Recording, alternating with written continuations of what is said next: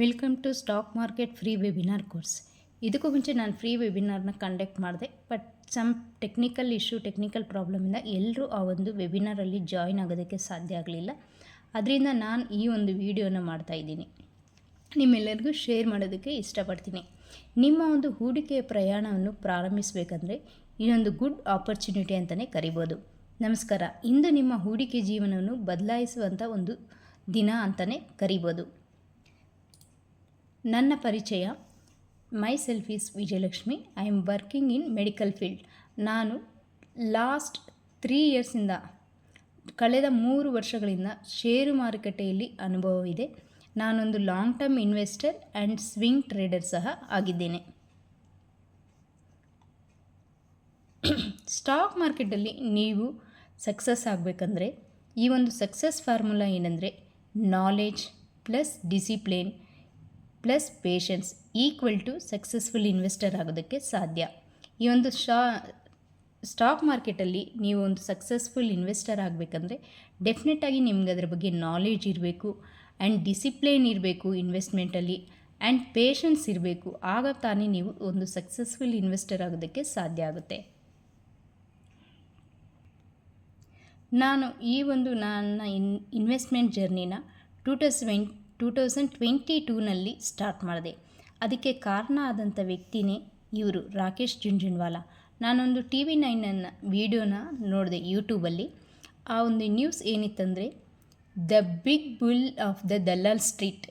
ಒಂದೇ ದಿನದಲ್ಲಿ 900 ಕೋಟಿ ಸಂಪತ್ತನ್ನು ಸೃಷ್ಟಿಸಿದ ವ್ಯಕ್ತಿ ರಾಕೇಶ್ ಜುಂಜುನ್ವಾಲಾ ಇನ್ನಿಲ್ಲ. ಅಂದರೆ ಅವರ ಡೆತ್ ನ್ಯೂಸ್ ಆಗಿತ್ತದು. ಅವರೇ ಈ ವ್ಯಕ್ತಿ. ಈ ಒಂದು ವಿಡಿಯೋ ನೋಡಿ ನಾನು ಇನ್ಸ್ಪೈರ್ ಆಗಿ ಈ ಒಂದು ಷೇರು ಮಾರುಕಟ್ಟೆಗೆ ನನ್ನ ಒಂದು ಪಾದಾರ್ಪಣೆ ಆಯಿತು. ಅಂದು ನನ್ನ ಇನ್ವೆಸ್ಟ್ಮೆಂಟ್ ಜರ್ನಿ ಕೇವಲ 300 ರೂಪಾಯಿಂದ ಸ್ಟಾರ್ಟ್ ಮಾಡಿದೆ. ಬಟ್ ಆವಾಗ ನನಗೆ ಸ್ಟಾಕ್ ಮಾರ್ಕೆಟ್ ಬಗ್ಗೆ, ಷೇರು ಮಾರುಕಟ್ಟೆ ಬಗ್ಗೆ ಯಾವುದೇ ರೀತಿ ನಾಲೆಜ್ ಇರಲಿಲ್ಲ.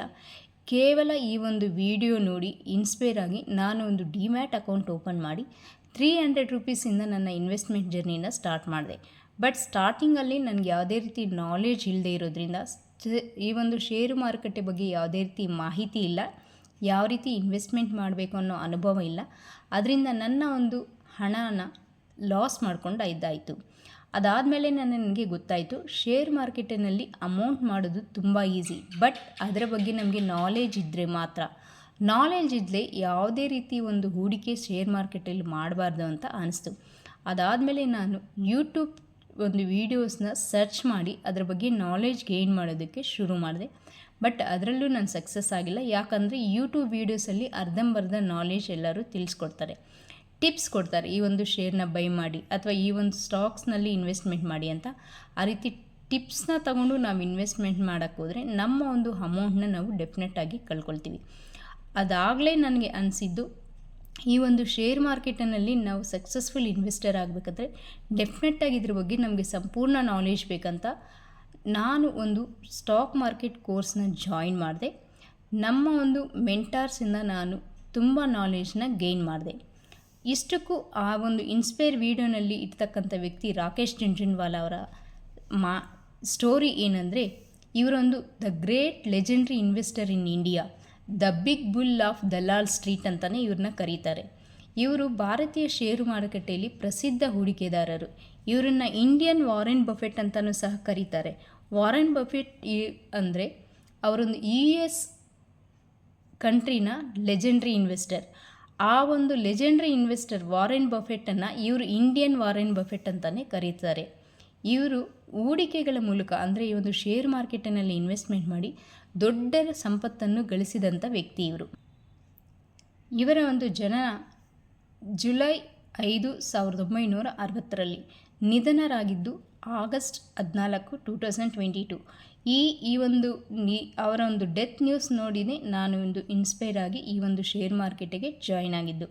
ಇವರ ವೃತ್ತಿ ಬಂದು ಇವರೊಂದು great successful investor and business man ಕೂಡ ಆಗಿದ್ದರು. ಇವರ ಒಟ್ಟು ಸಂಪತ್ತು ಇವಾಗ 5.8 ಬಿಲಿಯನ್ನಷ್ಟು ಇದೆ.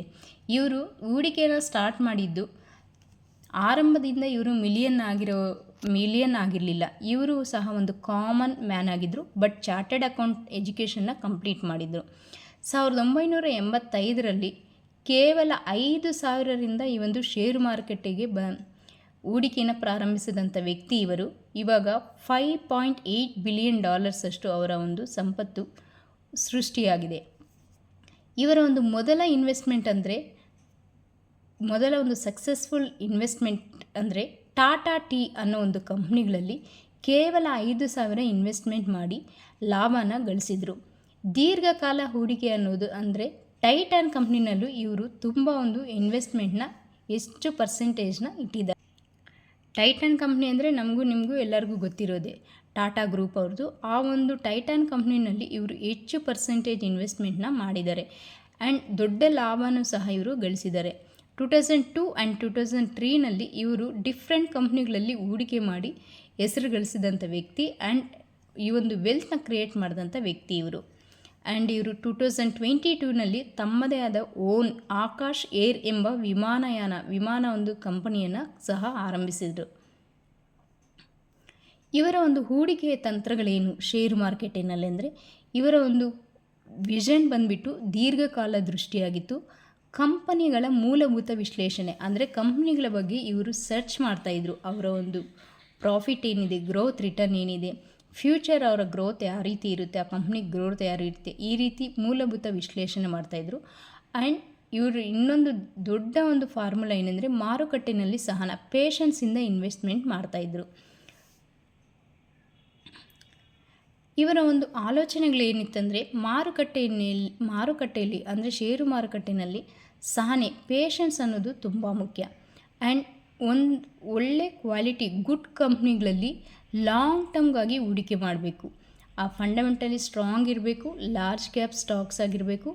ಆ ರೀತಿ ಕಂಪ್ನಿಗಳಲ್ಲಿ ಇನ್ವೆಸ್ಟ್ಮೆಂಟ್ ಮಾಡಿದಾಗ ಲಾಂಗ್ ಟರ್ಮ್ ಗೋಲ್ ಆಗಿರಬೇಕು.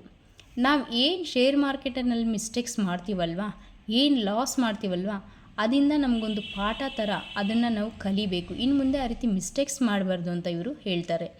ಮಾರುಕಟ್ಟೆನ ಅರ್ಥ ಮಾಡ್ಕೊಳ್ಬೇಕಂತಾರೆ. ಶೇರ್ ಮಾರುಕಟ್ಟೆ ಯಾವ ರೀತಿ ಏನು ಅಂತ ಅರ್ಥ ಮಾಡ್ಕೊಂಡು ಇನ್ವೆಸ್ಟ್ಮೆಂಟ್ ಮಾಡಬೇಕಂತ ಇವರು ಹೇಳ್ತಾರೆ.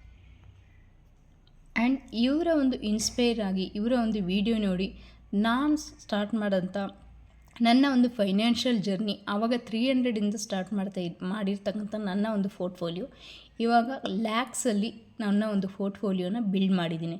ಬಟ್ ಆ ಒಂದು ಪೋರ್ಟ್ಫೋಲಿಯೋನ ಡಿಸ್ಕ್ಲೋಸ್ ಮಾಡಬಾರ್ದು ಆ್ಯಸ್ ಪರ್ ಸೆಬಿ ರೂಲ್ಸ್. ಅದರಿಂದ ನಾನು ನನ್ನ ಒಂದು ಪೋರ್ಟ್ಫೋಲಿಯೋನ ಡಿಸ್ಕ್ಲೋಸ್ ಮಾಡ್ತಾಯಿಲ್ಲ.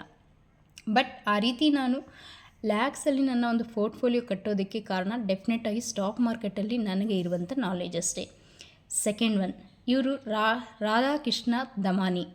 ಇವರು ಡಿಮಾರ್ಟ್ನ ಸಂಸ್ಥಾಪಕರು ಸಹ. ಇವರು ಭಾರತದ ಪ್ರಮುಖ ಹೂಡಿಕೆದಾರರಲ್ಲಿ ಇವರು ಸಹ ಒಬ್ಬರು. ಇವರು ಮೌಲ್ಯ ಆಧಾರಿತ ಹೂಡಿಕೆಯ ವಿಧಾನವನ್ನು ಅನುಸರಿಸ್ತಾರೆ. ಅಂದರೆ ವ್ಯಾಲ್ಯೂ ಇನ್ವೆಸ್ಟಿಂಗ್. ನಾವು ಏನು ವ್ಯಾಲ್ಯೂ ಒಂದು ಶೇರ್ನ ಖರೀದಿ ಮಾಡ್ತಾ ಇದ್ದೀವಿ, ಆ ರೀತಿ ವ್ಯಾಲ್ಯೂ ಇನ್ವೆಸ್ಟಿಂಗ್ ಮೇಲೆ ಇವರು ಹೆಚ್ಚು ಗಮನನ ಹರಿಸ್ತಾರೆ. ಹೇಳಿದ್ನಲ್ವ, ಇವರು ಡಿಮ್ಯಾಟ್ ಸಂಸ್ಥಾಪಕರು. ಅಂದರೆ ಷೇರು ಮಾರುಕಟ್ಟೆಗೆ ಬರೋದಕ್ಕೂ ಮುಂಚೆ ಇವರು ಸಹ ಒಂದು ಕಾಮನ್ ಮ್ಯಾನ್ ಆಗಿರ್ತಾರೆ. ಷೇರು ಮಾರುಕಟ್ಟೆಯಲ್ಲಿ ತಮ್ಮ ಇನ್ವೆಸ್ಟ್ಮೆಂಟ್ ಜರ್ನಿನ ಸ್ಟಾರ್ಟ್ ಮಾಡಿದ್ಮೇಲೆ ತಮ್ಮದೇ ಆದ ಒಂದು ಡಿಮ್ಯಾಟ್ ಒಂದು ರೀಟೇಲ್ ಸ್ಟೋರ್ನ ಸಹ ಓಪನ್ ಮಾಡ್ತಾರೆ. ಹೆಚ್ಚು ಒಂದು ದೊಡ್ಡ ದೊಡ್ಡ ಸಿಟಿಗಳಲ್ಲಿ ಈ ಒಂದು ಡಿಮ್ಯಾಟ್ ರೀಟೇಲ್ ಸ್ಟೋರ್ ಅನ್ನೋದು ಫೇಮಸ್. ಇವರ ಒಂದು ಡಿಮ್ಯಾಟ್ನಲ್ಲಿ ಕಡಿಮೆ ಬೆಲೆಗೆ ಗ್ರಾಹಕರಿಗೆ ಎಲ್ಲ ವಸ್ತುಗಳು ಸಿಗೋ ಥರ ಒಂದು ಡಿಮ್ಯಾಟ್ನ ಪ್ಲ್ಯಾನ್ ಮಾಡಿ ಇವರು ಸೃಷ್ಟಿಸಿದ್ದಾರೆ. And third one Vijay Kedia. ಇವರು ಕಾಮನ್ ಮ್ಯಾನ್, ಒಂದು ಡಿಗ್ರಿ ಕಂಪ್ಲೀಟ್ ಮಾಡಿ ಷೇರು ಮಾರ್ಕೆಟಿನಲ್ಲಿ ಇನ್ವೆಸ್ಟ್ಮೆಂಟ್ ಮಾಡೋದಕ್ಕೆ ಶುರು ಮಾಡಿದಂಥ ವ್ಯಕ್ತಿ. ಬಟ್ ಇವ್ರಿಗೆ ಯಾವುದೇ ರೀತಿ ನಾಲೆಜ್ ಆ್ಯಂಡ್ ಗೈಡೆನ್ಸ್ ಇಲ್ಲದೆ ಷೇರು ಮಾರ್ಕೆಟಿಗೆ ಬಂದು 2-3 ಟೈಮ್ಸ್ ತಮ್ಮ ಎಂಟೈರ್ ವೆಲ್ತ್ನ ಕಳ್ಕೊಂಡಂಥ ವ್ಯಕ್ತಿ, ಅಮೌಂಟ್ನ ಕಳ್ಕೊಂಡ್ರು. ಒಂದು ಸಲ ಇವರು ತಮ್ಮ ತಾಯಿಯ ಚಿನ್ನದ ಬಳೆಯನ್ನು ಮಾರಿ 70,000 ತೊಗೊಬಂದು ಶೇರು ಮಾರ್ಕೆಟಿನಲ್ಲಿ ಇನ್ವೆಸ್ಟ್ಮೆಂಟ್ ಮಾಡ್ತಾರೆ. ಬಟ್ ಅವ್ರಿಗೆ ಯಾವುದೇ ರೀತಿ ನಾಲೆಜ್ ಇಲ್ಲದೆ ಶಾರ್ಟ್ ಟರ್ಮ್ ಟ್ರೇಡಿಂಗ್ ಮಾಡೋಕ್ಕೋಗಿ ಇಂಟ್ರಾಡೇ ಟ್ರೇಡಿಂಗ್ ಮಾಡಿ ತಮ್ಮ ಎಂಟೈರ್ ಅಮೌಂಟ್ನ ಕಳ್ಕೊಂಡು ಒಂದು ಟೀ ಎಸ್ಟೇಟ್ನಲ್ಲಿ ಕೆಲಸ ಮಾಡೋದಕ್ಕೆ ವಾಪಸ್ ಹೋದಂಥ ವ್ಯಕ್ತಿ ಇವರು. ಬಟ್ ಟೀ ಎಸ್ಟೇಟ್ನಲ್ಲಿ ಅವರಿಗೆ ಬರ್ತಾ ಇರ್ತಕ್ಕಂಥ ಸ್ಯಾಲ್ರಿ ಅವರ ಒಂದು ಫೈನಾನ್ಷಿಯಲ್ ಸಿಚುವೇಶನ್ಗೆ ಅಡ್ಜಸ್ಟ್ ಆಗಿದ್ದೀರ ಮತ್ತೆ ಇವರು ಶೇರು ಮಾರ್ಕೆಟ್ ಬಗ್ಗೆ ಇಂಟ್ರೆಸ್ಟ್ ತಗೊಂಡು ಶೇರು ಮಾರ್ಕೆಟಿನಲ್ಲಿ ಕಲಿತು ಅಂದು ಲಾಸ್ ಮಾಡಿದಂಥ ಒಂದು ಅಮೌಂಟ್ನ ಇವಾಗ ಸಾವಿರಾರು ಕೋಟಿ ಪೋರ್ಟ್ಫೋಲಿಯೋನ ಸೃಷ್ಟಿ ಮಾಡಿದಂಥ ವ್ಯಕ್ತಿ ಇವರು ಸಹ ಒಂದು ಲೆಜೆಂಡ್ರಿ ವ್ಯಕ್ತಿ ಅಂತಲೇ ಇನ್ವೆಸ್ಟರ್ ಅಂತಲೇ ಹೇಳ್ಬೋದು ಇಂಡಿಯಾನಲ್ಲಿ. ಇವರ ಒಂದು ಸೂತ್ರ ಏನಂದರೆ ಶೇರ್ ಮಾರುಕಟ್ಟೆನಲ್ಲಿ ಸ್ಮೈಲ್ ಅಂದರೆ ಇವರು ಹೆಚ್ಚಾಗಿ ಸಣ್ಣ ಕಂಪ್ನಿಗಳಲ್ಲಿ ಇನ್ವೆಸ್ಟ್ಮೆಂಟ್ ಮಾಡ್ತಾರೆ. ಸಣ್ಣ ಕಂಪ್ನಿ ಅಂದರೆ ಅದು ಮೀಡಿಯಮ್ ಎಕ್ಸ್ಪೀರಿಯೆನ್ಸ್ ಇರಬೇಕು, ಆ ಒಂದು ಕಂಪ್ನಿಗೆ ಎಕ್ಸ್ಪೀರಿಯೆನ್ಸ್ ಇದೆಯಾ ಅದನ್ನು ಅವರು ಟಾರ್ಗೆಟ್ ಮಾಡಿ ನೋಡ್ತಾರೆ. ಆ್ಯಂಡ್ ಲಾರ್ಜ್ ಇನ್ ಆಸ್ಪಿರೇಷನ್ ಅಂದರೆ ದೊಡ್ಡ ಆಶಯಗಳು, ಆ ಒಂದು ಕಂಪ್ನಿಗೆ ಫ್ಯೂಚರ್ ಗ್ರೋತ್ ಏನಿದೆ, ಆ ಕಂಪ್ನಿ 10 ವರ್ಷ 15 ವರ್ಷ ಆದಮೇಲೆ ಆ ಒಂದು ಕಂಪ್ನಿ ಫ್ಯೂಚರ್ ಗ್ರೋತ್ ಯಾವ ರೀತಿ ಪ್ಲ್ಯಾನ್ ಮಾಡಿದೆ, ಆ ಒಂದು ಮಾರುಕಟ್ಟೆಗೆ ಯಾವ ರೀತಿ ಅವಕಾಶ ಇದೆ, ಆ ಒಂದು ಸೆಕ್ಟಾರ್ಗೆ ಏನು ಗ್ರೋತ್ ಪೊಟೆನ್ಷಿಯಲ್ ಇದೆ, ಆ್ಯಂಡ್ ಆ ಒಂದು ಕಂಪ್ನಿ ಮ್ಯಾನೇಜ್ ಮಾಡ್ತಾ ಇರ್ತಕ್ಕಂಥ ಮ್ಯಾನೇಜ್ಮೆಂಟ್ ಯಾವ ರೀತಿ ಇದೆ, ಹಾನೆಸ್ಟ್ ಆಗಿದೆಯಾ, ಆ ಒಂದು ಕಂಪ್ನಿನ ಸರಿಯಾಗಿ ಮ್ಯಾನೇಜ್ ಮಾಡ್ತಾ ಇದ್ದಾರಾ, ಇದೆಲ್ಲನೂ ಸಹ ಸರ್ಚ್ ಮಾಡಿ ಅವರೊಂದು ಸಣ್ಣ ಕಂಪ್ನಿನಲ್ಲಿ ಹೂಡಿಕೆ ಮಾಡಿ ದೊಡ್ಡ ಲಾಭ ಪಡೆದಂಥ ಒಂದು ಲೆಜೆಂಡ್ರಿ ವ್ಯಕ್ತಿ ಅಂತಲೇ ಕರಿಬೋದು. And last but not least, ಇವರು ಪ್ರಪಂಚದ ಅತ್ಯಂತ ಗ್ರೇಟ್ ಇನ್ವೆಸ್ಟರ್ ಅಂತಲೇ ಕರೀತಾರೆ ವಾರೆನ್ ಬಫೆಟ್. ಅವಾಗಲೇ ಹೇಳಿದ್ನಲ್ವ, ಇವರು ಯು ಎಸ್ ಅಮೇರಿಕಾನ ಪ್ರಮುಖ ಒಂದು ಇನ್ವೆಸ್ಟರ್ ಆಗಿರ್ತಾರೆ. ಇವರು ವಿಶ್ವದ ಅತ್ಯಂತ ಯಶಸ್ವಿ ಹೂಡಿಕೆದಾರರಲ್ಲಿ ಒಬ್ಬರು. ಇವರು ಮೌಲ್ಯ ಆಧಾರಿತ ಹೂಡಿಕೆ ಮಾರುತ್ತಾರೆ, ಅಂದರೆ ವ್ಯಾಲ್ಯೂ ಇನ್ವೆಸ್ಟಿಂಗ್ನಲ್ಲಿ ಹೂಡಿಕೆ ಮಾಡ್ತಾರೆ. ನಾವು ಖರೀದಿಸ್ತಕ್ಕಂಥ ಒಂದು ಶೇರಿನ ಬೆಲೆ, ನಾವು ಕೊಡ್ತಕ್ಕಂಥ ಒಂದು ಅಮೌಂಟ್ನ ಬೆಲೆ, ವ್ಯಾಲ್ಯೂ ಇನ್ವೆಸ್ಟಿಂಗ್ಗೆ ಇವರು ಹೆಚ್ಚು ಹೆಚ್ಚು ಪ್ರಾಧಾನ್ಯತೆಯನ್ನು ನೀಡುತ್ತಾರೆ. ಆ್ಯಂಡ್ ದೀರ್ಘಕಾಲ ಹೂಡಿಕೆ, ಲಾಂಗ್ ಟರ್ಮ್ ಇನ್ವೆಸ್ಟ್ಮೆಂಟ್ ಅಂದರೆ ಇವರಿಗೆ ತುಂಬ ಇಷ್ಟ. ಯಾವತ್ತೂ ಇವರು ಲಾಂಗ್ ಟರ್ಮ್ ವ್ಯೂನಲ್ಲಿ ಇನ್ವೆಸ್ಟ್ಮೆಂಟ್ ಮಾಡ್ತಾರೆ. ಉತ್ತಮ ಕಂಪನಿಗಳನ್ನು ಆಯ್ಕೆ ಮಾಡ್ತಾರೆ, ಅಂದರೆ ಇವರು ಒಂದು ಒಳ್ಳೆ ಕಂಪ್ನಿಗಳಲ್ಲಿ ಆಯ್ಕೆ ಮಾಡಿ ಕಂಪ್ನಿಗಳನ್ನು, ಆ ಒಂದು ಕಂಪ್ನಿಯ ಶೇರುಗಳನ್ನು ಖರೀದಿಸಿ ಡಿಕೆಡ್ಸ್ ಅಂದರೆ 10 years 20 years 5 years ಈ ರೀತಿ ಲಾಂಗ್ ಟರ್ಮ್ ಒಂದು ಇನ್ವೆಸ್ಟ್ಮೆಂಟ್ನ ಹೋಲ್ಡ್ ಮಾಡಿ ಒಂದು ವೆಲ್ತ್ನ ಕ್ರಿಯೇಟ್ ಮಾಡಿದಂಥ ವ್ಯಕ್ತಿ ಇವರು ಚಿಕ್ಕ ವಯಸ್ಸಿನಲ್ಲಿದ್ದಾಗ ನ್ಯೂಸ್ ಪೇಪರ್ ಸೆಲ್ ಮಾಡ್ತಾ ಇದ್ದಂಥ ವ್ಯಕ್ತಿ. ತಮ್ಮ 11ನೇ ವಯಸ್ಸಿಗೆ ಇನ್ವೆಸ್ಟ್ಮೆಂಟ್ ಜರ್ನಿನ ಶುರು ಮಾಡಿದ್ರು. ಅವರು 11 ವರ್ಷ ಇದ್ದಾಗೆ ಸ್ಟಾಕ್ ಮಾರ್ಕೆಟ್ ಬಗ್ಗೆ ತಿಳ್ಕೊಂಡು ಸ್ಟಾಕ್ ಮಾರ್ಕೆಟಲ್ಲಿ ಇನ್ವೆಸ್ಟ್ಮೆಂಟ್ ಮಾಡೋದಕ್ಕೆ ಶುರು ಮಾಡಿದ್ರು. ಆ್ಯಂಡ್ 13 yearsಗೆ ಅವರು ಟ್ಯಾಕ್ಸ್ ಕಟ್ಟಿದಂಥ ಒಂದು ಚಿಕ್ಕ ವ್ಯಕ್ತಿ ಅಂತಲೇ ಕರೆಸ್ಕೊಂಡ್ರು. 13 yearsಗೆ ಅವ್ರಿಗೆ ಶೇರ್ ಮಾರುಕಟ್ಟೆಯಲ್ಲಿ ಬಂದಂಥ ಲಾಭಕ್ಕೆ ಟ್ಯಾಕ್ಸ್ ಕಟ್ಟಿದಂಥ ವ್ಯಕ್ತಿ.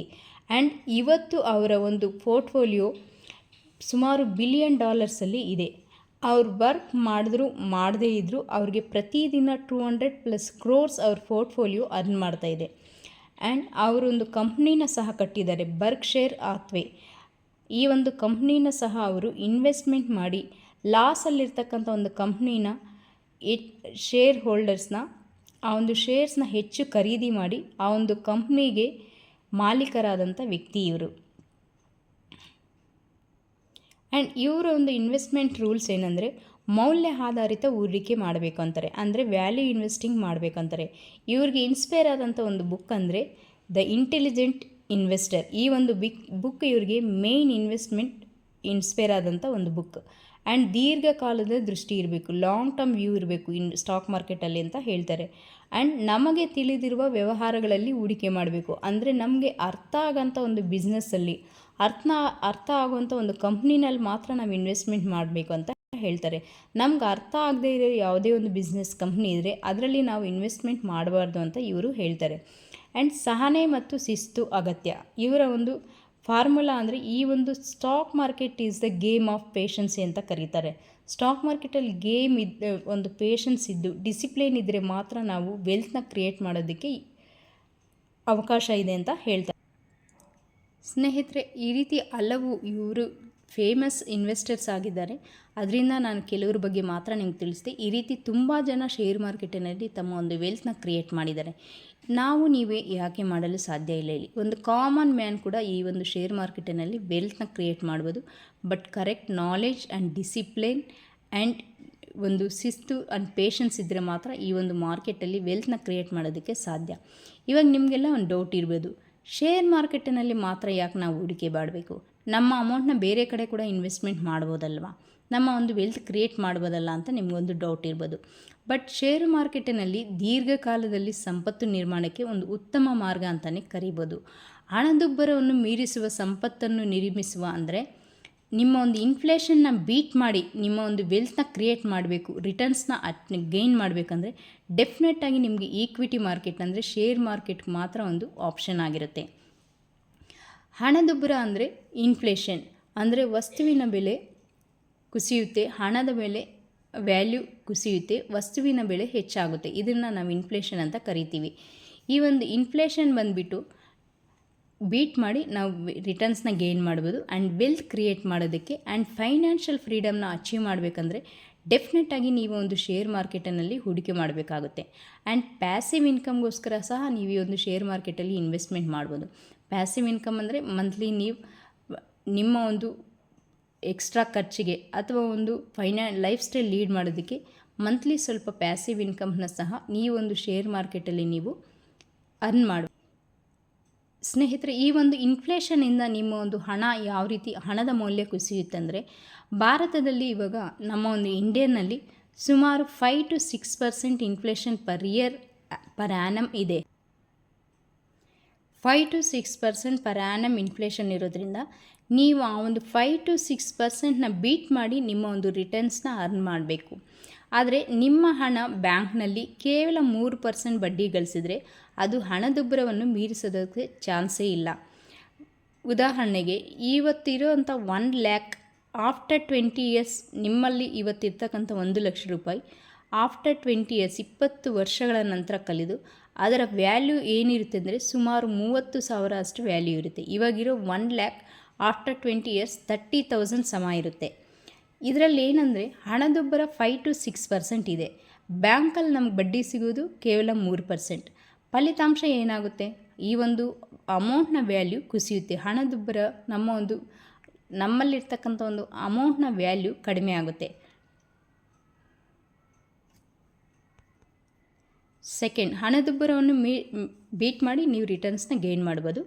ಸೆಕೆಂಡ್ ಏನಪ್ಪ ಈ ಒಂದು ಶೇರ್ ಮಾರ್ಕೆಟಲ್ಲಿ ಇನ್ವೆಸ್ಟ್ಮೆಂಟ್ ಮಾಡಿದ್ರೆ ಯೂಸ್ಫುಲ್ ಅಂದರೆ ಷೇರು ಮಾರುಕಟ್ಟೆ ದೀರ್ಘಕಾಲದಲ್ಲಿ ಸರಾಸರಿ ರಿಟರ್ನ್ಸ್ನ ಹಣದುಬ್ಬರವನ್ನು ಮೀರಿಸುತ್ತೆ. ಆ್ಯಂಡ್ ಕಾಂಪೌಂಡಿಂಗ್ ಮೂಲಕ ಸಹ ನೀವು ನಿಮ್ಮ ಒಂದು ಅಮೌಂಟ್ನ ವೇಗವಾಗಿ ಗ್ರೋ ಮಾಡ್ಬೋದು. ಯಾವ ರೀತಿ ಅಂದರೆ ಕಂಪ್ನಿ ಮಾಲೀಕತ್ವ, ಷೇರುಗಳನ್ನು ನೀವು ಖರೀದಿಸೋ ಮೂಲಕ ನೀವು ಆ ಒಂದು ಕಂಪ್ನಿಯ ಭಾಗಸ್ವಾಮಿ ಆಗ್ತೀರಾ.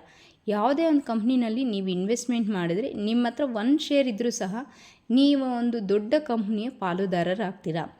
ಇದರಲ್ಲಿ ನಿಮಗೆ ಕಾಂಪೌಂಡಿಂಗ್ ಶಕ್ತಿ ಆ್ಯಡ್ ಆಗುತ್ತೆ. ಅಂದರೆ ನಿಮಗೆ ಆ ಒಂದು ಕಂಪ್ನಿನಲ್ಲಿ ಇನ್ವೆಸ್ಟ್ಮೆಂಟ್ ಮಾಡಿದ್ಮೇಲೆ ಬರ್ತಕ್ಕಂಥ ಒಂದು ರಿಟರ್ನ್ಸ್ಗೆ ಇಂಟ್ರೆಸ್ಟ್ಗೆ ಮತ್ತು ಇಂಟ್ರೆಸ್ಟ್ ಆ್ಯಡ್ ಆಗುತ್ತೆ. ಅಂದರೆ ಬಡ್ಡಿಗೆ ಚಕ್ರಬಡ್ಡಿ ಅಂತ ಕರಿತೀವಿ.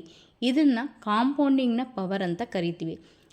ದ ಗ್ರೇಟ್ ಸೈಂಟಿಸ್ಟ್ ಐನ್ಸ್ಟೀನ್ ಏನು ಹೇಳ್ತಾರೆ ಗೊತ್ತಾ, compounding interest is the 8th wonder of in the world ಅಂತ ಕರೀತಾರೆ. ಆ ಒಂದು ಕಾಂಪೌಂಡಿಂಗ್ಗೆ ಅಷ್ಟು ಶಕ್ತಿ ಇದೆ. ಈ ಒಂದು ಕಾಂಪೌಂಡ್ ಇಂಟ್ರೆಸ್ಟ್ನ ಯೂಸ್ ಮಾಡಿಕೊಂಡೇ ವಾರೆನ್ ಬಫೆಟ್ ಅವರು ಇವಾಗ ಗ್ರೇಟ್ ಲೆಜೆಂಡ್ರಿ ಇನ್ವೆಸ್ಟರ್ ಆಗಿದ್ದಾರೆ. ಆ್ಯಂಡ್ ನಿಮಗೆ ಡಿವಿಡೆಂಡ್ ಆದಾಯ ಸಹ ಬರುತ್ತೆ. ಡಿವಿಡೆಂಡ್ ಆದಾಯ ಅಂದರೆ ಕಂಪ್ನಿ ಬಂದುಬಿಟ್ಟು ಎವ್ರಿ 3 months ಒನ್ಸ್ ಅವರ ಕ್ವಾರ್ಟರ್ ರಿಸಲ್ಟ್ನ ಅನೌನ್ಸ್ ಮಾಡುತ್ತೆ. ಅಂದರೆ ಅವರೊಂದು company every 3 months once quarterly result announce ಮಾಡುತ್ತಲ್ವ, ಅದರೊಳಗೆ ಪ್ರಾಫಿಟ್ ಎಷ್ಟು ಬಂದಿದೆ, ರೆವಿನ್ಯೂ ಎಷ್ಟು ಬಂದಿದೆ, ಈ ರೀತಿ ಎಲ್ಲ ಒಂದು ಶೇರ್ ಹೋಲ್ಡರ್ಸ್ಗೆ ತಿಳಿಸ್ಕೊಡುತ್ತೆ. ಈ ರೀತಿ ಪ್ರಾಫಿಟ್ ಬಂದಿರ್ತಕ್ಕಂಥದ್ದನ್ನು ಆ ಒಂದು ಕಂಪ್ನಿ ಎಲ್ಲ ಷೇರು ಇನ್ವೆಸ್ಟರ್ಸ್ಗೆ ಅಂದರೆ ಷೇರುದಾರರಿಗೆ ಪ್ರಾಫಿಟ್ ರೂಪದಲ್ಲಿ ಹಂಚುತ್ತೆ, ಡಿವಿಡೆಂಡ್ ಮೂಲಕ ಹಂಚುತ್ತೆ. ನಿಮ್ಮ ಒಂದು ಶೇರ್ ಸಹ ಆ ಒಂದು ಕಂಪ್ನಿನಲ್ಲಿ ನೀವು ಖರೀದಿ ಮಾಡಿದ್ದೀರಂದರೆ ಆ ಒಂದು ಪ್ರಾಫಿಟಲ್ಲಿ ನಿಮಗೂ ಸಹ ಪಾಲು ಸಿಗುತ್ತೆ. ಅದು ಡೈರೆಕ್ಟಾಗಿ ನಿಮ್ಮ ಒಂದು ಬ್ಯಾಂಕ್ ಅಕೌಂಟ್ಗೆ ಅವರು ಕಳಿಸ್ಕೊಡ್ತಾರೆ. ಇದರಿಂದ ನಿಮಗೆ ಒಂದು ಪ್ಯಾಸಿವ್ ಇನ್ಕಮ್ ಕೂಡ ಜನ್ರೇಟ್ ಆಗುತ್ತೆ. And 4th one is liquidity. Liquidity ಅಂದರೆ ನಗದು ಲಭ್ಯತೆ. ಶೇರ್ಗಳನ್ನು ನೀವು ಸುಲಭವಾಗಿ ಖರೀದಿ ಮಾಡ್ಬೋದು, ಮಾರಾಟ ಮಾಡ್ಬೋದು. ನಿಮ್ಗೆ ಯಾವಾಗ ಬೇಕಂದರೆ ನೀವು ಇನ್ವೆಸ್ಟ್ಮೆಂಟ್ ಮಾಡ್ಬೋದು, ಅಥವಾ ಯಾವಾಗ ನಿಮಗೆ ಅಮೌಂಟ್ ಎಮರ್ಜೆನ್ಸಿ ಆಯಿತು ಈ ಒಂದು ಶೇರ್ಸ್ ನಾನು ಸೆಲ್ ಮಾಡಬೇಕಂದ್ರೆ ಲಿಕ್ವಿಡಿಟಿ ತುಂಬ ಈಸಿಯಾಗಿರುತ್ತೆ. ನೀವು ಆದಷ್ಟು ಬೇಗ ಸೆಲ್ ಮಾಡಿ ನಿಮ್ಮ ಒಂದು ಅಮೌಂಟ್ನ ತಗೋಬೋದು. ಬಟ್ ನೀವು ಬೇರೆ ಕಡೆ ಇನ್ವೆಸ್ಟ್ಮೆಂಟ್ ಮಾಡಿದ್ರೆ, ಒಂದು ರಿಯಲ್ ಎಸ್ಟೇಟಲ್ಲಿ ಇನ್ವೆಸ್ಟ್ಮೆಂಟ್ ಮಾಡಿದ್ರೆ ಅಂದ್ಕೊಳ್ಳಿ, ತಕ್ಷಣ ನೀವು ಅದನ್ನು ಸೆಲ್ ಮಾಡೋದಕ್ಕೆ ಆಗೋದಿಲ್ಲ. ನೀವು ಅಂದ್ಕೊಂಡಿರ್ತಕ್ಕಂಥ ಲಾಭ ಸಿಗಬೇಕು, ಆ ರೀತಿ ಒಳ್ಳೆ ಕಸ್ಟಮರ್ ಸಿಗಬೇಕು, ಅದಾಗ ಮಾತ್ರ ನೀವು ಅದನ್ನು ಸೆಲ್ ಮಾಡೋಕ್ಕಾಗುತ್ತೆ. ಬಟ್ ಈ ರೀತಿ ಶೇರು ಮಾರ್ಕೆಟಿನಲ್ಲಿ ನಿಮ್ಗೆ ಯಾವುದೇ ರೀತಿ ಲಿಕ್ವಿಡಿಟಿ ಪ್ರಾಬ್ಲಮ್ ಇರೋದಿಲ್ಲ. ನೀವೊಂದು ಒಳ್ಳೆ ಕಂಪ್ನಿಗಳನ್ನ ಆಯ್ಕೆ ಮಾಡಿ ಶೇರ್ಸ್ನ ನೀವು ತಗೊಂಡಿದ್ರೆ ನಿಮ್ಗೆ ಯಾವಾಗ ಬೇಕೋ ಅದನ್ನು ಸೆಲ್ ಮಾಡಿ ನೀವು ಅಮೌಂಟ್ನ ನೀವು ತಗೋಬೋದು. ಆ್ಯಂಡ್ ಬೇರೆ ಒಂದು ಅಸೆಟ್ ಕ್ಲಾಸ್ಗೂ ಅಂದರೆ ಬೇರೆ ಒಂದು ಆಸ್ತಿಗೂ ಈ ಒಂದು ಶೇರ್ ಮಾರ್ಕೆಟಲ್ಲಿ ಇನ್ವೆಸ್ಟ್ಮೆಂಟ್ ಮಾಡೋದಕ್ಕೂ ಬೇ ಡಿಫ್ರೆಂಟ್ ಏನಪ್ಪ ಅಂದರೆ, ನೀವು ರಿಯಲ್ ಎಸ್ಟೇಟಲ್ಲಿ ಇನ್ವೆಸ್ಟ್ಮೆಂಟ್ ಮಾಡಿದ್ದೀರಾ ಅಂದ್ಕೊಳ್ಳಿ. ರಿಯಲ್ ಎಸ್ಟೇಟಲ್ಲಿ ಬಂದುಬಿಟ್ಟು 20 to 25 ಇಯರ್ಸ್ CAGR ರಿಟರ್ನ್ನ ತೊಗೊಂಡ್ರೆ ಈ ಒಂದು ರಿಯಲ್ ಎಸ್ಟೇಟಲ್ಲಿ ಏನಂದರೆ 8 to 10% CAGR ಅಂದರೆ ಕಾಂಪೌಂಡ್ ಆ್ಯನ್ಯುವಲ್ ಗ್ರೋತ್ ರಿಟರ್ನ್ ಅಂತ ಕರಿತೀವಿ. ಕಳೆದ 20-25 ವರ್ಷ ರಿಟರ್ನ್ಸ್ ನೋಡಿದ್ರೆ ನೀವು 8 to 10% ಅಷ್ಟೇ ರಿಟರ್ನ್ ಬಂದಿದೆ. ಆ್ಯಂಡ್ ಈ ಒಂದು ರಿಯಲ್ ಎಸ್ಟೇಟಲ್ಲಿ ನೀವು ಇನ್ವೆಸ್ಟ್ಮೆಂಟ್ ಮಾಡಬೇಕಂದ್ರೆ ನಿಮಗೂ ಹೆಚ್ಚಿನ ಬಂಡವಾಳ ಬೇಕು, ನಿಮ್ಮ ಹತ್ರ ಕ್ಯಾಪಿಟಲ್ ಜಾಸ್ತಿ ಇರಬೇಕು. ಒಂದು ಲಾರ್ಜ್ ಕ್ಯಾಪಿಟಲ್ ಇದ್ದರೆ ಮಾತ್ರ ನೀವು ರಿಯಲ್ ಎಸ್ಟೇಟಲ್ಲಿ ಇನ್ವೆಸ್ಟ್ಮೆಂಟ್ ಮಾಡೋಕ್ಕಾಗುತ್ತೆ. ಆ್ಯಂಡ್ ಇದಕ್ಕೆ ಮೊದಲು ಹೇಳಿದ್ನಲ್ವ, ಲಿಕ್ವಿಡಿಟಿ ತುಂಬ ಕಡಿಮೆ ಇರುತ್ತೆ ರಿಯಲ್ ಎಸ್ಟೇಟಲ್ಲಿ.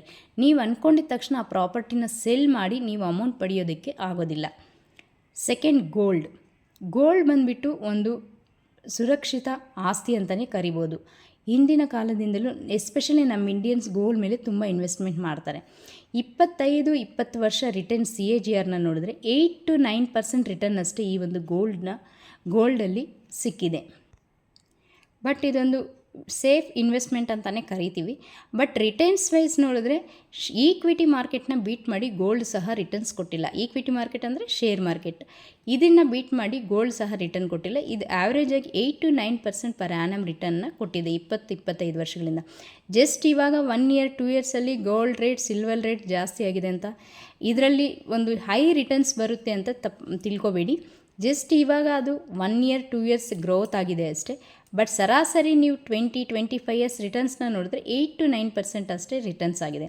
ಬಟ್ ನಿಮ್ಗೆ ಯಾವುದೇ ಒಂದು ಎಮರ್ಜೆನ್ಸಿ ಆಯಿತು, ಕಷ್ಟ ಅಂತಂದರೆ ಇದೊಂದು ಸೇಫ್ ಅಸೆಟ್ ಅಂತಲೇ ಕರಿಬೋದು. ಇದ್ರ ಮೇಲೆ ನೀವು ಲೋನ್ ಸಹ ತೊಗೋಬೋದು. ಬಟ್ ನಿಮಗೆ ರಿಟರ್ನ್ಸ್ ವೈಸ್ ನೋಡಿದ್ರೆ ಈಕ್ವಿಟಿಗಿಂತ ಕಡಿಮೆ ರಿಟರ್ನ್ ಇದೆ. ಆ್ಯಂಡ್ ಥರ್ಡ್ ಈಸ್ ಸಿಲ್ವರ್ ಬಂದುಬಿಟ್ಟು ಸಹ 20-25 ವರ್ಷಗಳ CAGR ನೋಡಿದ್ರೆ ಗೋಲ್ಡ್ಗಿಂತ ಕಮ್ಮಿ ರಿಟರ್ನ್ಸ್ ಇದೆ, 7 to 9% ರಿಟರ್ನ್ಸ್ ಇದೆ. ಇನ್ ಫ್ಯೂಚರ್ ಗ್ರೋತ್ ಗೋಲ್ಡ್ಗಿಂತ ಸಿಲ್ವರ್ಗೆ ಹೆಚ್ಚಾಗಿದೆ. ಯಾಕಂದರೆ ಇಂಡಸ್ಟ್ರಿಯಲ್ ಯೂಸೇಜ್ ಎಲ್ಲ ಜಾಸ್ತಿ ಇದೆ. ಆ್ಯಂಡ್ ಅಲ್ಲಿ ಯೂಸ್ ಮಾಡ್ತೀವಿ, ಸೋಲಾರ್ ಪ್ಯಾನಲಲ್ಲಿ ಯೂಸ್ ಮಾಡ್ತೀವಿ, EVಗಳಲ್ಲಿ ಯೂಸ್ ಮಾಡ್ತಾ ಇರೋದ್ರಿಂದ ಈ ಒಂದು ಸಿಲ್ವರ್ ಗ್ರೋತ್ ಬಂದುಬಿಟ್ಟು ಫ್ಯೂಚರ್ ಜಾಸ್ತಿನೇ ಇದೆ. ಬಟ್ ನಾವೊಂದು 2 decades ಅಥವಾ 3 decades ಅಂದರೆ 20 years 25 years ಪಾಸ್ಟ್ ಒಂದು ರಿಟರ್ನ್ಸ್ನ ನೋಡಿದ್ರೆ ಈಕ್ವಿಟಿನ ಬೀಟ್ ಮಾಡಿಲ್ಲ. ಸಿಲ್ವರ್ ಸಹ 7 to 8-9% ರಿಟರ್ನ್ ಅಷ್ಟೇ ಕೊಟ್ಟಿದೆ. ಆ್ಯಂಡ್ ಸಿಲ್ವರ್ ಬಂದುಬಿಟ್ಟು ಗೋಲ್ಡ್ಗೆ ಕಂಪೇರ್ ಮಾಡಿದ್ರೆ ತುಂಬ ವಾಲಿಟಿಲಿಟಿ ಇರುತ್ತೆ, ಅಂದರೆ ಒಂದು ಸ್ಟೇಬಲ್ ರಿಟರ್ನ್ಸ್ ಇರೋದಿಲ್ಲ. ಇದು ಬೇಗ ಒಂದು ಹೈ ರಿಟರ್ನ್ಸ್ ಕೊಡುತ್ತೆ, ಅದೇ ರೀತಿ ಬೇಗ ಒಂದು ಬೆಲೆ ಕಡಿಮೆ ಸಹ ಆಗುತ್ತೆ, ತುಂಬ ವ್ಯಾಲಿಟಿಲಿಟಿ ಇರುತ್ತೆ. ಇದು ಹೈ ರಿಸ್ಕ್ ತಗೊಳ್ಳೋರು ಈ ಒಂದು ಸಿಲ್ವರಲ್ಲಿ ಸಹ ಇನ್ವೆಸ್ಟ್ಮೆಂಟ್ ಮಾಡ್ಬೋದು. ಬಟ್ ಈಕ್ವಿಟಿ ಕಂಪೇರ್ ಮಾಡಿದ್ರೆ ಈ ಎಲ್ಲ ಒಂದು ಇನ್ಸ್ಟ್ರೂಮೆಂಟ್ಸ್ ಅಸೆಟ್ಸ್ ಏನಿದೆಯಲ್ಲ, ಫೈನಾನ್ಷಿಯಲ್ ಅಸೆಟ್ಸ್ ಇವೆಲ್ಲನೂ ಸಹ ಕಮ್ಮಿ ರಿಟರ್ನ್ಸ್ನ ಕೊಟ್ಟಿದೆ. ಇದರಿಂದ ನಮಗೆ ಒಂದು ಈಕ್ವಿಟಿ ಮಾರ್ಕೆಟ್ ಅಂದರೆ ಶೇರ್ ಮಾರ್ಕೆಟ್ ಒಂದು ಉತ್ತಮ ಆಯ್ಕೆ ಅಂತಲೇ ಹೇಳ್ಬೋದು. ಹೂಡಿಕೆ ಆಸ್ತಿ ವರ್ಗಗಳ ರಿಟರ್ನ್ಸ್ ಹೋಲಿಕೆ ಅಂದರೆ ಈಕ್ವಿಟಿ ಅಂದರೆ ನಿಫ್ಟಿ, ಶೇರ್ ಮಾರ್ಕೆಟ್ ಅಂತ ಹೇಳಿದ್ನಲ್ವ, Nifty 12 to 14% average CAGR compounded annual growth rate ಅಂತ ಕರಿತೀವಿ, ರಿಟರ್ನ್ಸ್ನ ಕೊಟ್ಟಿದೆ. 12 to 14% very high return. And equity mutual fund, ನಿಮ್ಗೆ ಯಾವುದೇ ರೀತಿ ಒಂದು ರಿಸ್ಕ್ ಬೇಡ, ನನಗೆ ಶೇರ್ ಮಾರ್ಕೆಟೇ ರಿಸ್ಕ್ ಅನಿಸುತ್ತೆ, ನನಗೆ ಅದ್ರ ಬಗ್ಗೆ ಸರ್ಚ್ ಮಾಡೋದೆಲ್ಲ ಒಂದು ಟೈಮ್ ಸಿಗೋದಿಲ್ಲ, ನಾನು ಸರ್ಚ್ ಮಾಡಲ್ಲ, ಜಸ್ಟ್ ಒಂದು ಈಕ್ವಿಟಿ ಅಂದರೆ ಇಂಡೆಕ್ಸ್ ಮ್ಯೂಚುವಲ್ ಫಂಡಲ್ಲಿ ಇನ್ವೆಸ್ಟ್ಮೆಂಟ್ ಮಾಡ್ತೀನಿ, ನನಗೂ ಒಂದು ಸೇಫ್ ಇರುತ್ತೆ, ಒಂದು ಮ್ಯಾನೇಜ್ಮೆಂಟ್ ಅದನ್ನು ಮ್ಯಾನೇಜ್ ಮಾಡುತ್ತೆ ಅನ್ನೋ ಒಂದು ಮೈಂಡ್ಸೆಟ್ ನಿಮಗಿದ್ರೆ ಜಸ್ಟ್ ಅದರಲ್ಲಿ ನೀವು ಇನ್ವೆಸ್ಟ್ಮೆಂಟ್ ಮಾಡಿದ್ರೂ ಸಹ 12 to 16% ರಿಟರ್ನ್ನ ನೀವು ಗೈನ್ ಮಾಡ್ಬೋದು. And moderate to high risk ಇರುತ್ತೆ. ಆ್ಯಂಡ್ ಈಕ್ವಿಟಿ ಬಂದುಬಿಟ್ಟು ಹೈ ರಿಸ್ಕ್ ಇರುತ್ತೆ ಯಾವುದೇ ನಾಲೆಜ್ ಇಲ್ಲದೆ ಇದ್ದರೆ. ರಿಯಲ್ ಎಸ್ಟೇಟ್ ಬಂದುಬಿಟ್ಟು 8 to 10% ಆ್ಯಾವ್ರೇಜ್ ರಿಟರ್ನ್ ನಿಮಗೆ ಕೊಡುತ್ತೆ ಪರ್ ಆ್ಯನಮ್. ಇದರಲ್ಲಿ ರಿಸ್ಕ್ ಬಂದುಬಿಟ್ಟು ಸ್ವಲ್ಪ ಮಾಡ್ರೇಟ್ ಇರುತ್ತೆ, ಅಷ್ಟು ರಿಸ್ಕ್ ಇರಲ್ಲ. ಬಟ್ ಕಂಪೇರ್ ಮಾಡಿದ್ರೆ ಇವಾಗ ತುಂಬ ಅದೂ ರಿಸ್ಕಿ ಅಂತಲೇ ಹೇಳ್ಬೋದು. ಡಾಕ್ಯುಮೆಂಟ್ಸ್ ಇಶ್ಯೂ ಇರುತ್ತೆ ಆ್ಯಂಡ್ ಪ್ರಾಪರ್ಟಿ ಇಶ್ಯೂ ಇರುತ್ತೆ, ಈ ರೀತಿ ಎಲ್ಲ ರಿಸ್ಕ್ ಕಂಪೇರ್ ಮಾಡಿದ್ರೆ ಅದು ಸಹ ರಿಸ್ಕ್ ಇವಾಗ. ಆ್ಯಂಡ್ ಗೋಲ್ಡ್ 8 to 9% ರಿಟರ್ನ್ ಸಿಗುತ್ತೆ. ಇದು ಅಷ್ಟೊಂದೇನು ರಿಸ್ಕ್ ಅನಿಸಲ್ಲ, ಬಟ್ ಸೇಫ್ ಇನ್ವೆಸ್ಟ್ಮೆಂಟ್ ಆಗಿರುತ್ತೆ, ಬಟ್ ರಿಟರ್ನ್ಸ್ ವೈಸ್ ಕಮ್ಮಿ ಇರುತ್ತೆ. ಆ್ಯಂಡ್ PPF ಇದು ಯಾವುದೇ ರೀತಿ ರಿಟರ್ನ್ ಇರೋದಿಲ್ಲ. PPF ಅಂದರೆ ಪಬ್ಲಿಕ್ ಪ್ರಾವಿಡೆಂಟ್ ಫಂಡ್. ಈ ಒಂದು ಸ್ಕೀಮ್ ಬಂದ್ಬಿಟ್ಟು ಗೌರ್ಮೆಂಟೇ ಒಂದು ಆಯೋಜನೆ ಮಾಡಿರ್ತಕ್ಕಂಥ ಒಂದು ಸ್ಕೀಮ್. ಇದರಲ್ಲಿ ನಿಮಗೆ ರಿಟರ್ನ್ 7 to 8% ಸಿಗುತ್ತೆ, ಬಟ್ ಯಾವುದೇ ರೀತಿ ರಿಸ್ಕ್ ಇರೋದಿಲ್ಲ. ನಿಮ್ಗೆ ಅದೇ ರೀತಿ ರಿವಾರ್ಡ್ ಸಹ ಕಮ್ಮಿ ಸಿಗುತ್ತೆ, ರಿಟರ್ನ್ಸ್ ಸಹ ಕಮ್ಮಿ ಸಿಗುತ್ತೆ. ಆ್ಯಂಡ್ FD ಎಫ್ ಡಿ ಬಂದುಬಿಟ್ಟು ಫಿಕ್ಸ್ಡ್ ಡೆಪಾಸಿಟ್. ನೀವು ಯಾವುದೇ ಬ್ಯಾಂಕಲ್ಲಿಗೂ ಸಹ ಇನ್ವೆಸ್ಟ್ಮೆಂಟ್ ಮಾಡ್ಬೋದು. 6 to 7% ಅಷ್ಟೇ ನಿಮಗೆ ರಿಟರ್ನ್ಸ್ ಗೇನ್ ಆಗುತ್ತೆ. ಇದರಲ್ಲಿ ನಿಮ್ಗೆ ಯಾವುದೇ ರೀತಿ ರಿಸ್ಕ್ ಇರೋದಿಲ್ಲ. ರಿಸ್ಕ್ ಅನ್ನೋದು 0%. ನೀವು ಯಾವ ರೀತಿ ರಿಸ್ಕ್ ತೊಗೊಳಕ್ಕೆ ಇಷ್ಟಪಡ್ತೀರೋ ಆ ರೀತಿ ರಿಟರ್ನ್ಸ್ನ ನೀವು ಗೇನ್ ಮಾಡ್ಬೋದು. ಬಟ್ ಎಲ್ಲ ಇನ್ಸ್ಟ್ರೂಮೆಂಟ್ಸಲ್ಲೂ ನಿಮಗೆ ನಾಲೆಜ್ ಇದ್ದರೆ ಮಾತ್ರ ನೀವು ಇನ್ವೆಸ್ಟ್ಮೆಂಟ್ ಮಾಡಬೇಕಷ್ಟೆ. ನಿಮಗೆ ಒಂದು ಇದಿರ್ಬೋದು, ನಾವು ಯಾವುದ್ರಲ್ಲಿ ಇನ್ವೆಸ್ಟ್ಮೆಂಟ್ ಮಾಡಿದ್ರೆ ಇದು ಓಕೆ ಅಂತ ಹೇಳ್ಬಿಟ್ಟು. ಯಂಗ್ ಇನ್ವೆಸ್ಟರ್ಸ್ ಅಂದರೆ ನಿಮ್ಮ ಒಂದು ಗೋಲ್, ನಿಮ್ಮ ಒಂದು ಫೈನಾನ್ಷಿಯಲ್ ಗೋಲ್ ಬಂದುಬಿಟ್ಟು ಎಬೋ 10 ಇಯರ್ಸ್ ಮೇಲೆ ಇದ್ದರೆ, 10 ಇಯರ್ಸ್ ಮೇಲೆ ನನ್ನ ಒಂದು ಫೈನಾನ್ಷಿಯಲ್ ಫ್ರೀಡಮ್ ಅಚೀವ್ ಮಾಡಬೇಕು, ಎಬೋ 10 ಇಯರ್ಸ್ ನಿಮಗೆ ಗೋಲ್ ಇದೆ ಫೈನಾನ್ಷಿಯಲ್ ಗೋಲ್ ಅಂದರೆ ಡೆಫಿನೆಟಾಗಿ ನೀವು ಈಕ್ವಿಟಿ ಅಥವಾ ಶೇರ್ ಮಾರುಕಟ್ಟೆ ಅಥವಾ ಮ್ಯೂಚುವಲ್ ಫಂಡಲ್ಲಿ ಇನ್ವೆಸ್ಟ್ಮೆಂಟ್ ಮಾಡ್ಬೋದು. ಇಲ್ಲ ಮಾಡ್ರೇಟ್ ರಿಸ್ಕ್ ತಗೊಳ್ತೀವಿ, ನಮ್ಗೆ ಅಷ್ಟು ರಿಸ್ಕ್ ತೊಗೊಳೋದಕ್ಕೆ ಇಷ್ಟ ಇಲ್ಲ ಅಂದರೆ ಮ್ಯೂಚುವಲ್ ಫಂಡ್, ಗೋಲ್ಡ್ ಮ್ಯೂಚುವಲ್ ಫಂಡಲ್ಲಿ ಇನ್ವೆಸ್ಟ್ಮೆಂಟ್ ಮಾಡ್ಬೋದು. ಬಟ್ ನಮ್ಗೆ ಯಾವುದೇ ರೀತಿ ರಿಟರ್ನ್ ಬೇಡ, ನಮ್ಮ ಅಮೌಂಟ್ ಸೇಫ್ಟಿ ಆಗಿದ್ದರೆ ಸಾಕು, ನಮ್ಗೆ ರಿಟರ್ನ್ಸ್ ಬೇಡ, ನಮ್ಮ ಅಮೌಂಟ್ ಗ್ರೋ ಆಗೋದು ಬೇಡ ಅಂದರೆ ನೀವು PPF ಅಥವಾ FDನ ಇನ್ವೆಸ್ಟ್ಮೆಂಟ್ ಮಾಡ್ಬೋದು. ಬಟ್ ಎಲ್ಲ ಅಸೆಟ್ ಕ್ಲಾಸ್ಗಿಂತಲೂ ಈಕ್ವಿಟಿನೇ ಹೈ ರಿಟರ್ನ್ಸ್ ಇದೆ. ಬಟ್ ಶೇರು ಮಾರುಕಟ್ಟೆಯಲ್ಲಿ ಒಂದು ಯಶಸ್ಸಿನ ಗುಟ್ಟೇನೆಂದರೆ ಶೇರು ಮಾರುಕಟ್ಟೆ ದೀರ್ಘಕಾಲದಲ್ಲಿ ಉತ್ತಮ ರಿಟರ್ನ್ಸ್ನ ಕೊಡುತ್ತೆ. ಕಡಿಮೆ ಅವಧಿಯಲ್ಲಿ ಅಸ್ಥಿರತೆ ಇರುತ್ತೆ. ಸರಿಯಾದ ಅಸೆಟ್ ಅಲೋಕೇಶನ್ ಮಾಡೋದು ಅಗತ್ಯ. ಬೇಗ ಪ್ರಾರಂಭಿಸಿದರೆ ದೀರ್ಘಕಾಲ ಹೂಡಿಕೆ ಮಾಡಿದರೆ ನೀವು ಡೆಫಿನೆಟಾಗಿ ವೆಲ್ತ್ನ ಕ್ರಿಯೇಟ್ ಮಾಡ್ಬೋದು. ಕೊನೆಯದಾಗ ಒಂದು ಮಾತು, ನಿಮ್ಮ ಭವಿಷ್ಯವನ್ನು ನೀವೇ ನಿರ್ಮಿಸಬೇಕು. ನಿಮ್ಮ ಒಂದು ಫೈನಾನ್ಷಿಯಲ್ ಒಂದು ಸ್ಟೆಪ್ನ ನೀವೇ ತಗೋಬೇಕು. ಮಾರ್ಕೆಟ್ ಟೈಮ್ಗಿಂತ ಮಾರ್ಕೆಟ್ನಲ್ಲಿ ಹೆಚ್ಚು ಕಾಲ ಇರೋದು ಮುಖ್ಯ ಅಂತ ನಾನು ಹೇಳ್ತೀನಿ. ಮಾರ್ಕೆಟ್ ಟೈಮ್ ಅಂದರೆ ಮಾರ್ಕೆಟ್ ಅಪ್ ಆದಾಗ ನಾವು ಅವಾಗ ಇನ್ವೆಸ್ಟ್ಮೆಂಟ್ ಮಾಡ್ತೀವಿ ಬಿಡು, ಅಥವಾ ನಮ್ಮ ಒಂದು ಜಾಬ್ ಸೆಟ್ಲ್ ಆದಮೇಲೆ ಅಥವಾ ಒಂದು ನಮಗೆ ದೊಡ್ಡ ಕ್ಯಾಪಿಟಲ್ ಅಮೌಂಟ್ ನಮ್ಮ ಹತ್ರ ಜಾಸ್ತಿ ಇದ್ದಾಗ ಇನ್ವೆಸ್ಟ್ಮೆಂಟ್ ಮಾಡ್ತೀವಿ ಅನ್ನೋದಕ್ಕಿಂತ ಚಿಕ್ಕ ಅಮೌಂಟ್ ಇದ್ದರೂ ಪರವಾಗಿಲ್ಲ, ನಿಮ್ಮ ಒಂದು ದೊಡ್ಡ ಆಸ್ತಿ ಏನಂದರೆ ನಿಮ್ಮಲ್ಲಿ ಇರ್ತಕ್ಕಂಥ ಒಂದು ಟೈಮ್, ನಿಮಗಿರ್ತಕ್ಕಂಥ ಒಂದು ಸಮಯ. ನೀವು ಚಿಕ್ಕ ಅಮೌಂಟ್ನಿಂದನೂ ಸಹ ಇನ್ವೆಸ್ಟ್ಮೆಂಟ್ ಶುರು ಮಾಡ್ಬೋದು. ದೀರ್ಘಕಾಲದ ಶಿಸ್ತಿನ ಹೂಡಿಕೆ ಮೂಲಕ ಆರ್ಥಿಕ ಸ್ವಾತಂತ್ರ್ಯ ಅನ್ನೋದು ಡೆಫಿನೆಟಾಗಿ ಸಾಧಿಸ್ಬೋದು. ಸ್ನೇಹಿತರೆ, ಇಷ್ಟೊತ್ತು ಹೇಳಿದ್ನಲ್ವ, ಈ ಒಂದು ಸ್ಟಾಕ್ ಮಾರ್ಕೆಟಲ್ಲಿ ಬೆನಿಫಿಟ್ ಏನೇನಿದೆ, ನಾವು ಯಾವನಿಗೋಸ್ಕರ ಸ್ಟಾಕ್ ಮಾರ್ಕೆಟಲ್ಲಿ ಇನ್ವೆಸ್ಟ್ಮೆಂಟ್ ಮಾಡಬೇಕು, ನಮ್ಮ ಒಂದು ಫೈನಾನ್ಷಿಯಲ್ ಜರ್ನಿ ಸ್ಟಾರ್ಟ್ ಮಾಡಿದ್ರೆ ಸ್ಟಾಕ್ ಮಾರ್ಕೆಟಲ್ಲಿ ಯಾವ ರೀತಿ ಇರುತ್ತೆ ಅಂತ. ಈ ರೀತಿ ಎಲ್ಲ ಒಂದು ಫೈನಾನ್ಷಿಯಲ್ ಜರ್ನಿನ ನೀವು ಸ್ಟಾರ್ಟ್ ಮಾಡಬೇಕು, ವೆಲ್ತ್ ಕ್ರಿಯೇಟ್ ಮಾಡಬೇಕಂದ್ರೆ ಡೆಫಿನೆಟಾಗಿ ನಿಮಗೆ ಸ್ಟಾಕ್ ಮಾರ್ಕೆಟ್ ಬಗ್ಗೆ ನಾಲೆಜ್ ಅನ್ನೋದು ತುಂಬಾ ಮುಖ್ಯ. ನಾಲೆಜ್ ಇರಬೇಕು, ಅದ್ರ ಬಗ್ಗೆ ಸಂಪೂರ್ಣವಾಗಿ ತಿಳ್ಕೊಂಡು ಅದಾದ ನಂತರ ನೀವು ಇನ್ವೆಸ್ಟ್ಮೆಂಟ್ ಮಾಡಬೇಕು. ಇದಕ್ಕಾಗಿ ನಾವು ಒಂದು ಸ್ಟಾಕ್ ಮಾರ್ಕೆಟ್ ಕೋರ್ಸ್ನ ಕಂಡಕ್ಟ್ ಮಾಡ್ತೀವಿ. ಈ ಒಂದು ಸ್ಟಾಕ್ ಮಾರ್ಕೆಟಲ್ಲಿ ನಿಮಗೆ ಏನೇನು ತಿಳಿಸ್ಕೊಡ್ತೀವಿ ಅಂದರೆ ಬೇಸಿಕ್ಸ್, ಅಂದರೆ ಸ್ಟಾಕ್ ಮಾರ್ಕೆಟ್ ಅಂದರೆ ಏನು, ಸ್ಟಾಕ್ ಮಾರ್ಕೆಟ್ ಯಾವ ರೀತಿ ವರ್ಕ್ ಮಾಡುತ್ತೆ, ಸ್ಟಾಕ್ ಮಾರ್ಕೆಟಲ್ಲಿ ಯಾವ ರೀತಿ ಇನ್ವೆಸ್ಟ್ಮೆಂಟ್ ಮಾಡಬೇಕು, ಈ ರೀತಿ ಸ್ಟಾಕ್ ಮಾರ್ಕೆಟ್ ಬೇಸಿಕ್ಸ್ನ ತಿಳಿಸ್ಕೊಡ್ತೀವಿ. ಸೆಕೆಂಡ್ ಬಂದುಬಿಟ್ಟು ಫಂಡಮೆಂಟಲ್ ಅನಾಲಿಸಿಸ್, ಅಂದರೆ ಕಂಪ್ನಿನ ಸೆಲೆಕ್ಟ್ ಮಾಡುವಾಗ ಯಾವ ರೀತಿ ಫಂಡಮೆಂಟಲ್ ಅನಾಲಿಸಿಸ್ ಚೆಕ್ ಮಾಡಬೇಕು, ಕಂಪ್ನಿನಲ್ಲಿ ಏನೇನು ಫಂಡಮೆಂಟಲ್ ನೋಡಬೇಕು, ಆ ಒಂದು ಕಂಪ್ನಿ ಯಾವ ರೀತಿ ಕ್ವಾಲಿಟಿ ಇದೆ, ಅದರಲ್ಲಿ ಇನ್ವೆಸ್ಟ್ಮೆಂಟ್ ಮಾಡಿದ್ರೆ ರಿಸ್ಕ್ ಎಷ್ಟಿರುತ್ತೆ, ಈ ರೀತಿ ಒಂದು ಕಂಪ್ನಿ ಬಗ್ಗೆ ಸ್ಟಡಿ ಮಾಡೋದನ್ನು ತಿಳಿಸ್ಕೊಡ್ತೀವಿ. ಆ್ಯಂಡ್ ಟೆಕ್ನಿಕಲ್ ಅನಾಲಿಸಿಸ್ ಅಂದರೆ ಶಾರ್ಟ್ ನಮಗೆ ನೀವು ಶೇರ್ಸ್ನ ಯಾವಾಗ ತಗೋಬೇಕು, ಯಾವಾಗ ಸೆಲ್ ಮಾಡಬೇಕು, ಯಾವ ರೀತಿ ಸ್ಟ್ರಾಟಜಿನ ನೀವು ಯೂಸ್ ಮಾಡಬೇಕು, ಯಾವ ರೀತಿ ಇಂಡಿಕೇಟರ್ಸ್ನ ಯೂಸ್ ಮಾಡಬೇಕಂತ ಹೇಳ್ಕೊಡ್ತೀವಿ. ಈ ಒಂದು ಟೆಕ್ನಿಕಲ್ ಅನಾಲಿಸಿಸ್ ನೀವು ತಿಳ್ಕೊಂಡ್ರೆ ಡೆಫಿನೆಟಾಗಿ ಮಂತ್ಲಿ ನೀವು ಪ್ಯಾಸಿವ್ ಇನ್ಕಮ್ನ ಜನ್ರೇಟ್ ಮಾಡ್ಬೋದು. ಆ್ಯಂಡ್ ಫಂಡಮೆಂಟಲ್ ಅನಾಲಿಸಿಸ್ ತಿಳ್ಕೊಂಡು ಇನ್ವೆಸ್ಟ್ಮೆಂಟ್ ಮಾಡಿದ್ರೆ ಲಾಂಗ್ ಟರ್ಮ್ನಲ್ಲಿ ಡೆಫಿನೆಟಾಗಿ ನೀವು ವೆಲ್ತ್ನ ಕ್ರಿಯೇಟ್ ಮಾಡ್ತೀರಾ. ಆ್ಯಂಡ್ ಸ್ವಿಂಗ್ ಟ್ರೇಡಿಂಗ್ ಅಂದರೆ ನೀವು ಶೇರ್ನ ಬೈ ಮಾಡಿ ಒಂದು 1 ಡೇ ಅಥವಾ 2 ಡೇ ಈ ರೀತಿ ಇಟ್ಕೊಂಡು ಸ್ವಿಂಗ್ ಟ್ರೇಡಿಂಗ್ ಮಾಡೋದು, ಲಾಭ ಬಂದಾಗ ನೀವು ಸೆಲ್ ಮಾಡೋದು. ಅದಕ್ಕೆ ನೀವು ಯಾವ ರೀತಿ ಸ್ಟ್ರಾಟಜಿನ ಯೂಸ್ ಮಾಡಬೇಕು, ಟೆಕ್ನಿಕಲ್ಸ್ ಯೂಸ್ ಮಾಡಬೇಕಂತ ಡೆಫಿನೆಟಾಗಿ ಈ ಒಂದು ಕೋರ್ಸಲ್ಲಿ ತಿಳಿಸ್ಕೊಡ್ತೀವಿ. ಆ್ಯಂಡ್ ರಿಸ್ಕ್ ಮ್ಯಾನೇಜ್ಮೆಂಟ್ ಸಿಸ್ಟಮ್ ಅಂದರೆ ನೀವು ಯಾವ ರೀತಿ ರಿಸ್ಕ್ನ ನೀವು ಮ್ಯಾನೇಜ್ ಮಾಡಬೇಕು, ಎಷ್ಟು ರಿಸ್ಕ್ ತಗೋಬೇಕು, ನಿಮ್ಮ ಅಮೌಂಟ್ ಯಾವ ರೀತಿ ಡೈವರ್ಸಿಫೈ ಇನ್ವೆಸ್ಟ್ಮೆಂಟ್ ಮಾಡಬೇಕು, ಈ ರೀತಿ ಎಲ್ಲ ಒಂದು ಸಂಪೂರ್ಣ ಡೀಟೇಲ್ಸ್ನ ನಾವು ಈ ಒಂದು ಕೋರ್ಸಲ್ಲಿ ನಿಮಗೆ ತಿಳಿಸ್ಕೊಡ್ತೀವಿ. ಈ ಒಂದು ಕೋರ್ಸ್ ಬಂದುಬಿಟ್ಟು ನಿಮಗೆ 3 ಮಂತ್ಸ್ ಕೋರ್ಸ್ ಆಗಿರುತ್ತೆ. 3 ಮಂತ್ಸ್ ನಾವು ಈ ಕೋರ್ಸ್ನ ಕಂಡಕ್ಟ್ ಮಾಡ್ತೀವಿ. ಆನ್ಲೈನ್ ಕ್ಲಾಸಸ್ ಇರುತ್ತೆ, ವಿತ್ ರೆಕಾರ್ಡಿಂಗ್ಸ್ ಅವೈಲೇಬಲ್ ಇರುತ್ತೆ. ರೆಕಾರ್ಡಿಂಗ್ಸ್ನ ಸಹ ನಾವು ಪ್ರೊವೈಡ್ ಮಾಡ್ತೀವಿ ಇನ್ ಕೇಸ್ ನೀವೇನಾದರೂ ಕ್ಲಾಸ್ ಅಟೆಂಡ್ ಮಾಡೋಕ್ಕಾಗಿಲ್ಲ ಅಂದರೆ. ಈ ಒಂದು ಶೇರ್ ಮಾರ್ಕೆಟ್ನ ಈ ಒಂದು ಕ್ಲಾಸ್ ನಿಮ್ಗೆ ಬಂದುಬಿಟ್ಟು 3 ಮಂತ್ಸ್ ಕೋರ್ಸ್ ಆಗಿರುತ್ತೆ. ಆ್ಯಂಡ್ ವೀಕ್ಲಿ 2 ಕ್ಲಾಸಸ್ ತಗೊಳ್ತೀವಿ ನಾವು, ಆನ್ಲೈನ್ ಕ್ಲಾಸಸ್. ನಿಮಗೆ ಕ್ಲಾಸ್ ಮಧ್ಯದಲ್ಲಿ ಅಂದರೆ ಒಂದು 1 ವೀಕ್ 2 ವೀಕ್ 3 ವೀಕ್ಸ್ ಆ ರೀತಿ ಕ್ಲಾಸ್ ಕಂಡಕ್ಟ್ ಮಾಡಿದ್ಮೇಲೆ ಒಂದು ಟಾಪಿಕ್ ಕಂಪ್ಲೀಟ್ ಆದಮೇಲೆ ಕ್ವಶನ್ ಆನ್ಸರ್ಸ್ Q&A ಸೆಷನ್ನ ಸಹ ನಾವು ಕಂಡಕ್ಟ್ ಮಾಡ್ತೀವಿ. ನಿಮ್ಗೆ ಏನೇ ಡೌಟ್ಸ್ ಇದ್ದರೂ ಆ ಒಂದು Q&A ಸೆಷನ್ನಲ್ಲಿ ನೀವು ನಿಮ್ಮ ಡೌಟ್ಸ್ನ ಕ್ಲಾರಿಫೈ ಮಾಡ್ಕೋಬೋದು.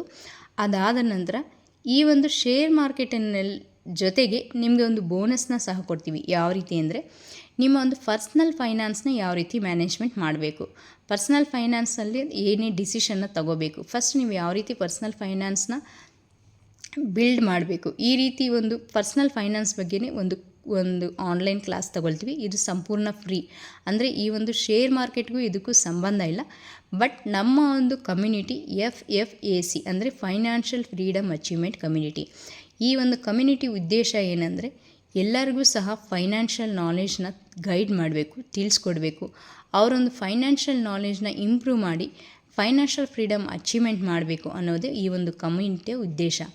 ಆದ್ದರಿಂದ ನಾವು ಈ ಒಂದು ಕಮ್ಯುನಿಟಿನಲ್ಲಿ ಶೇರ್ ಮಾರ್ಕೆಟ್ ಬಿಟ್ಟು ಪರ್ಸ್ನಲ್ ಫೈನಾನ್ಸ್ ಯಾವ ರೀತಿ ಒಂದು ಡೆವಲಪ್ ಮಾಡಬೇಕು, ಪರ್ಸ್ನಲ್ ಫೈನಾನ್ಸ್ ಯಾವ ರೀತಿ ಡಿಸಿಷನ್ ತಗೋಬೇಕು, ಇದ್ರ ಬಗ್ಗೆಯೂ ಸಂಪೂರ್ಣ ಒಂದು ಕ್ಲಾಸ್ ತಗೊಳ್ತೀವಿ. ಸೆಕೆಂಡ್, ಇನ್ನೊಂದೇನೆಂದರೆ ಬೋನಸ್, ಮ್ಯೂಚುವಲ್ ಫಂಡ್ ಬಗ್ಗೆಯೂ ಒಂದು ಕ್ಲಾಸ್ ಮಾಡ್ತೀವಿ. ಮ್ಯೂಚುವಲ್ ಫಂಡ್ ಅಂದರೆ ಏನು, ಅದರಲ್ಲಿ ಯಾವ ರೀತಿ ಇನ್ವೆಸ್ಟ್ಮೆಂಟ್ ಮಾಡಬೇಕು, ಶೇರ್ ಮಾರ್ಕೆಟಿಗೂ ಮ್ಯೂಚುವಲ್ ಫಂಡ್ಗೂ ಏನು ಡಿಫ್ರೆನ್ಸ್ ಇದೆ, ಈ ರೀತಿ ಮ್ಯೂಚುವಲ್ ಫಂಡ್ ಬಗ್ಗೆಯೂ ಸಹ ನಿಮಗೆ ಒಂದು ಫ್ರೀ ಆನ್ಲೈನ್ ಕೋರ್ಸ್ ಒಂದು ಕ್ಲಾಸ್ ತಗೊಳ್ತೀವಿ. ಈ ಎಲ್ಲ ಒಂದು ಡೀಟೇಲ್ಸ್ನ ಸಹ ನಿಮಗೆ ಕಂಡಕ್ಟ್ ಮಾಡ್ತೀವಿ. ನಿಮಗೆ ಅರ್ಥ ಆಗೋ ಥರ ತಿಳಿಸ್ಕೊಡ್ತೀವಿ. ನಿಮ್ಗೆ ಏನೇ ಡೌಟ್ಸ್ ಇದ್ದರೂ ನಿಮಗೆ ಒಂದು Q&A ಸೆಷನ್ ಇರುತ್ತಲ್ವ, ಆ ಡೌಟ್ಸ್ನ ಸಹ ನಾವು ಕ್ಲಾರಿಫೈ ಮಾಡ್ತೀವಿ. ಬಟ್ ಇದು ಲಿಮಿಟೆಡ್ ಸೀಟ್ಸ್ ಇರೋದ್ರಿಂದ ಈ ಎಲ್ಲ ಒಂದು ಶೇರ್ಸ್ ಕೋರ್ಸ್ ಪ್ರೈಸ್ ಬಂದುಬಿಟ್ಟು, ಆ್ಯಕ್ಚುಯಲ್ ಪ್ರೈಸ್ ಒರಿಜಿನಲ್ ಪ್ರೈಸ್ ಬಂದುಬಿಟ್ಟು 9,999. ಬಟ್ ಟುಡೇ ಆಫರ್, ಇವತ್ತಿನ ಆಫರ್, ನೀವು ಇದಕ್ಕೆ ಮೊದಲು ಸರಿಯಾಗಿ ವೆಬಿನಾರ್ ಅಟೆಂಡ್ ಮಾಡೋಕ್ಕಾಗಿಲ್ಲ ಅಂತ ಹೇಳಿದ್ರು ಸಮ್ ಟೆಕ್ನಿಕಲ್ ಇಶ್ಯೂಯಿಂದ, ಅದರಿಂದ ನಾನು ಈ ವಿಡಿಯೋನ ನಿಮಗೆ ಗ್ರೂಪಲ್ಲಿ ಶೇರ್ ಮಾಡ್ತಾಯಿದ್ದೀನಿ. ಈ ಒಂದು ಆಫರ್ ಬಂದುಬಿಟ್ಟು 2,999 ಅಷ್ಟೇ. ಏನಕ್ಕೆ ಈ ಆಫರ್ ನಾವು ಇಷ್ಟು ಕಮ್ಮಿ ಕೊಡ್ತಾಯಿದ್ದೀವಿ ಅಂದರೆ, ನೀವು ಆಲ್ಮೋಸ್ಟ್ ಸ್ಟೂಡೆಂಟ್ಸ್ ಇರ್ಬೋದು, ಅಥವಾ ಇವಾಗ ತಾನೇ ವರ್ಕ್ನ ಸ್ಟಾರ್ಟ್ ಮಾಡಿರ್ತಕ್ಕಂಥ ವರ್ಕಿಂಗ್ ಎಂಪ್ಲಾಯೀಸ್ ಇರ್ಬೋದು. ನಮ್ಮ ಒಂದು ಫೈನಾನ್ಷಿಯಲ್ ಫ್ರೀಡಮ್ ಅಚೀವ್ಮೆಂಟ್ ಕಮ್ಯುನಿಟಿ ಅಂದರೆ FFAC ಉದ್ದೇಶನೇ ಒಂದು ಪೀಪಲ್ಸ್ ಅಂದರೆ ಒಂದು ಕಾಮನ್ ಪೀಪಲ್ಸ್, ಮಿಡ್ಲ್ ಕ್ಲಾಸ್ ಪೀಪಲ್ಗೆ ಎಲ್ಪ್ ಮಾಡಬೇಕು ಅನ್ನೋ ಉದ್ದೇಶದಿಂದ ಈ ಒಂದು ಪ್ರೈಸ್ಗೆ ನಾವು ಈ ಒಂದು ಕೋರ್ಸ್ನ ಕಂಡಕ್ಟ್ ಮಾಡ್ತಾಯಿದ್ದೀವಿ. ಬಟ್ ಇದೇ ಒಂದು basics, stock market basics course ನೀವು ಯಾವುದೇ ಒಂದು ಯೂಟ್ಯೂಬ್ನಲ್ಲಿ ನೋಡಿ, ಯಾವುದೇ ಒಂದು ಯೂಟ್ಯೂಬ್ ವೀಡಿಯೋನಲ್ಲಿ ನೋಡಿ ತಗೋಬೇಕಂದ್ರೆ ನಿಮ್ಗೆ ಅದರಲ್ಲಿ ಅಮೌಂಟ್ ಎಷ್ಟು ಕೇಳ್ತಾರೆ, ಎಷ್ಟಾಗುತ್ತೆ ಅಂತ ನೀವು ಬೇಕಂದರೆ ಸರ್ಚ್ ಮಾಡಿ ನೋಡಿ. ನಾವು ನಿಮಗೆ 3 ಮಂತ್ಸ್ ನಿಮ್ಗೆ ಏನು ಈ ಒಂದು 2,999 ಪೇ ಮಾಡ್ತಾಯಿದ್ದೀರಲ್ವ, ಜಸ್ಟ್ ಇದು ಏನೂ ಇಲ್ಲ ಅಮೌಂಟ್, ಅಷ್ಟು ಒಂದು ಬೇಸಿಕ್ ನಾಲೆಜ್ನ ನಿಮಗೆ ಡೆಫಿನೆಟಾಗಿ ಕೊಡ್ತಾಯಿದ್ದೀವಿ. 3 ಮಂತ್ಸ್ ಆದಮೇಲೆ ನೀವೊಂದು ಇಂಡಿವಿಜುವಲ್ ಇನ್ವೆಸ್ಟರ್, ಕಾನ್ಫಿಡೆಂಟ್ ಇನ್ವೆಸ್ಟರ್ ಆಗಿ ನೀವೊಂದು ಶೇರ್ ಮಾರ್ಕೆಟಲ್ಲಿ ಇನ್ವೆಸ್ಟ್ಮೆಂಟ್ ಮಾಡ್ಬೋದು, ಅಥವಾ ಒಂದು ಪ್ಯಾಸಿವ್ ಇನ್ಕಮ್ನ ಸಹ ಜನ್ರೇಟ್ ಮಾಡ್ಬೋದು. ನೀವಿವತ್ತು ಇನ್ವೆಸ್ಟ್ ಈ ಒಂದು ಏನು ಸ್ಪೆಂಡ್ ಮಾಡ್ತೀರಲ್ವ 2,999, ಇದು ಜಸ್ಟ್ ಒಂದು ಖರ್ಚಲ್ಲ, ನಿಮ್ಮ ಒಂದು ಇನ್ವೆಸ್ಟ್ಮೆಂಟ್ ಮೇಲೆ, ನಿಮ್ಮ ಒಂದು ನಾಲೆಜ್ ಮೇಲೆ ನೀವು ಇನ್ವೆಸ್ಟ್ಮೆಂಟ್ ಮಾಡ್ತಾ ಇರೋದು. ಲೈಫ್ ಲಾಂಗ್ ನೀವು ಅಮೌಂಟ್ನ ಅರ್ನ್ ಮಾಡ್ಬೋದು, ಮಂತ್ಲಿ ಪ್ಯಾಸಿವ್ ಇನ್ಕಮ್ ಅರ್ನ್ ಮಾಡ್ಬೋದು, ನಿಮ್ಮ ಒಂದು ಫೈನಾನ್ಷಿಯಲ್ನ ಇಂಪ್ರೂವ್ ಮಾಡ್ಬೋದು. ಬಟ್ ಇದು ಲಿಮಿಟೆಡ್ ಸೀಟ್ಸ್ ಇರೋದ್ರಿಂದ ಯಾರು ಬೇಗ ಎನ್ರೋಲ್ ಮಾಡ್ತಾರೋ ಅವ್ರಿಗೆ ಮಾತ್ರ ಈ ಒಂದು ಸ್ಟಾಕ್ ಮಾರ್ಕೆಟ್ ಕೋರ್ಸ್ನ ನಾವು ಸೀಟ್ಸ್ನ ಅವೈಲೇಬಲ್ ಮಾಡ್ತೀವಿ. ಯಾಕಂದರೆ ನಾವು 30 ಸೀಟ್ಸ್ ಅಷ್ಟೇ ಸ್ಲಾಟ್ ಮಾಡ್ತೀವಿ ಒಂದು ಬ್ಯಾಚ್ಗೆ. ಯಾಕಂದರೆ 30 ಸೀಟ್ಸ್ ಯಾಕೆ ನಾವು ತಗೊಳ್ತಾ ಇದ್ದೀವಿ ಅಂದರೆ, ತುಂಬ ಜನ ತಗೊಂಡ್ರು ನಿಮಗೆ ಅದು ಕೋರ್ಸ್ನ ಕಂಪ್ಲೀಟಾಗಿ ನಾವು ಡೀಟೇಲ್ಸಾಗಿ ಎಕ್ಸ್ಪ್ಲೇನ್ ಮಾಡಬೇಕು. ಇನ್ ಕೇಸ್ ನಿಮ್ಗೆ ಏನೇ ಡೌಟ್ಸ್ ಇದ್ದರೂ ನಾವು ಕ್ಲಿಯರ್ ಮಾಡಬೇಕು. ನಾವು ತುಂಬ ಜನ ತಗೊಂಡು ಆ ರೀತಿ ಕ್ಲಿಯರ್ ಮಾಡಿ ಅರ್ಧಂಬರ್ಧ ಕೋರ್ಸ್ ಮಾಡೋದಕ್ಕಾಗೋದಿಲ್ಲ. ಅದರಿಂದ 30 ಸ್ಲಾಟ್ಸ್ ಅಷ್ಟೇ ಲಿಮಿಟೆಡ್ ಸೀಟ್ಸ್ ಇರುತ್ತೆ, ಜಸ್ಟ್ 2,999 ಅಷ್ಟೇ. ನಿಮ್ಗೆ ಯಾವುದೇ ರೀತಿ ಇಂಟ್ರೆಸ್ಟ್ ಇದ್ದೀರಿ ಈ ಒಂದು ಗ್ರೂಪ್ನಲ್ಲಿ ನೀವು ಪರ್ಸ್ನಲಾಗಿ ಈ ಒಂದು ನಂಬರ್ನ ಕಾಂಟ್ಯಾಕ್ಟ್ ಮಾಡ್ಬೋದು. Thank you for watching this video.